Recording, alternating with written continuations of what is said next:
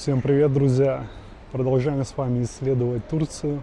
И сегодня мы находимся с вами в городе Менемен. Многие, кто отдыхал в Турции, бывал, наверняка на завтрак на турецкий ели этот замечательный омлет. Очень славится в Турции, очень популярный, очень вкусный. И, собственно, сегодня мы погуляем с вами по родине этого омлета, по городу Менемен. Посмотрим достопримечательности, оглядимся, что здесь вообще есть. Я сюда первый раз приехал, хотя недалеко отсюда живу. Поэтому, в общем, и мне, и вам, думаю, будет интересно. Погнали!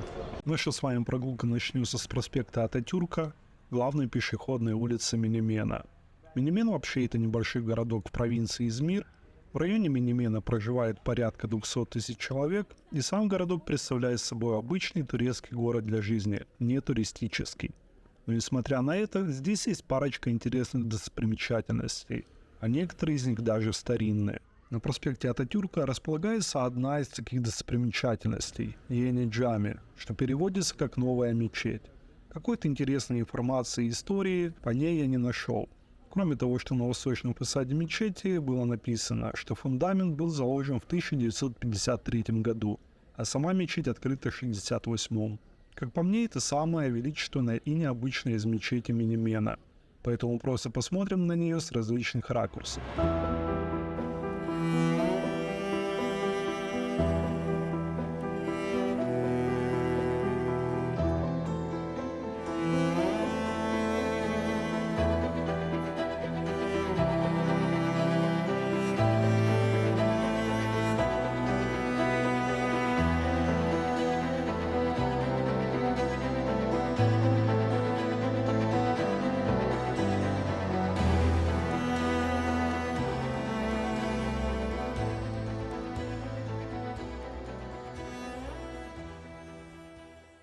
За мечетью располагается старинная армянская церковь Сук-Саркис XIX века. Когда-то здесь располагался армянский квартал.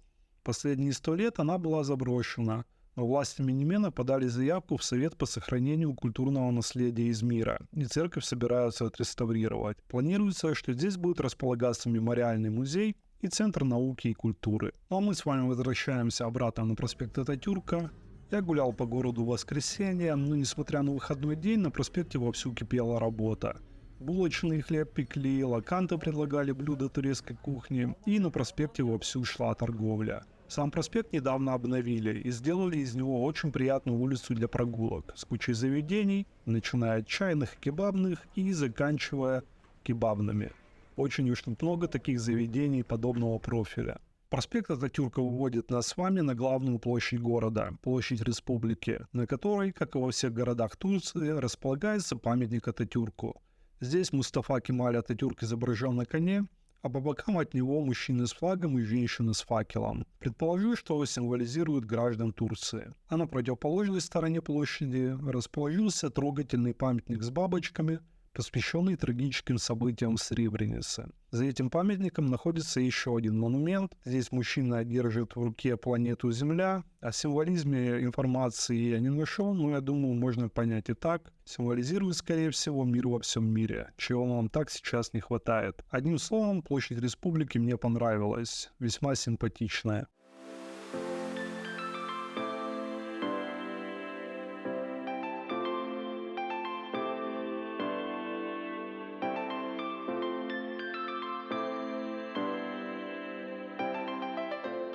Из современного Менемена мы с вами перемещаемся в старую часть города, где сохранилось несколько весьма интересных построек.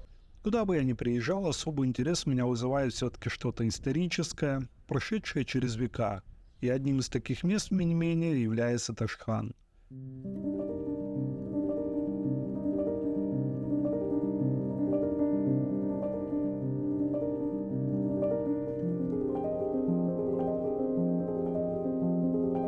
Точная дата постройки также неизвестна, но считается, что строительство Ташхана было начато в начале 16 века, во времена правления султана Ахмета I. Он являлся важным торговым центром на пути из Измира в Стамбул. Тут покажу вид сверху. Здесь примечательное количество печных труб на крыше. Всего в Ташхане 45 комнат, из которых 24 на втором этаже.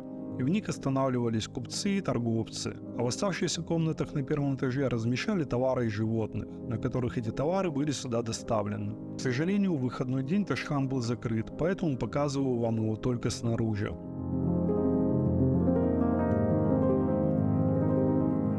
Напротив же Ташхана располагается старинная мечеть, во дворе которой находится османское кладбище. В течение веков у османов сложилась особая культура оформления кладбищ и надгробий. Каждое надгробие уникально по своему сюжету. В османскую эпоху основным головным убором мужчин был кавук, головной убор из белого трикотажа, и было принято венчать надгробие таким головным убором. Головной убор в то время служил показателем социального положения человека, поэтому по нему можно было понять рост занятий человека, который здесь захоронен, даже не читая надписи на надгробии. Также можно встретить надгробия, украшенные головным убором дервишей и фесками. Женские надгробия обычно венчает женский головной убор, окруженный цветами и листьями, или же просто венец из цветов и листьев. Тут же находится памятник командиру роты 14-й кавалерийской дивизии лейтенанту Джмаля из Измира и сержанту Ахмета из Йозгата, мученически погибшим во время освобождения Менемена чуть больше 100 лет назад. Сама мечеть носит название придворной мечети и входит в один комплекс с Ташханом. Мечеть также носит имя Мехмета Паши. Если не ошибаюсь, он был великим визирем времен султана Сулеймана Великолепного. Поклонники сериала «Великолепный век» должны знать наверняка этого человека. Сама же мечеть была построена в 17 веке, и посещение стоит однозначно. На выходе я встретил таких вот балдежных, роскошных котов. Не могу пройти мимо них, конечно же, и не вставить их в видео, поэтому наслаждаемся ими секунду и отправляемся дальше.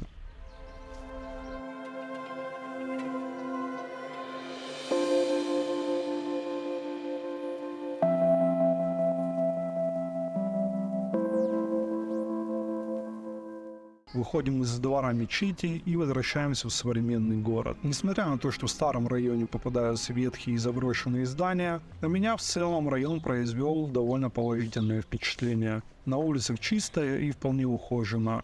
Еще одним местом, которое я хотел посетить, была старая греческая церковь, но и она была закрыта. Немного неудачно я выбрал день для поездки, конечно, поэтому показываю вам просто через забор. Я приезжал в Менемен в конце марта, и в это время как раз проходили выборы мэров. Поэтому вы видите так много агитационных плакатов и флагов с кандидатами на улицах города. К выборам любого масштаба в Турции подходит серьезно. Добавок ко всему, по улицам ездят машины с громкоговорителями.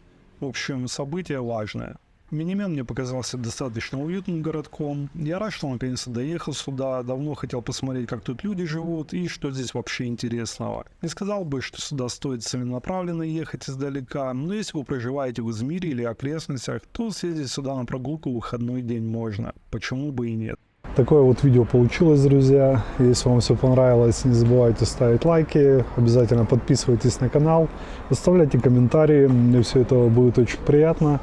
Ну а я с вами прощаюсь, до скорых встреч, в новых путешествиях, в новых видео. Пока.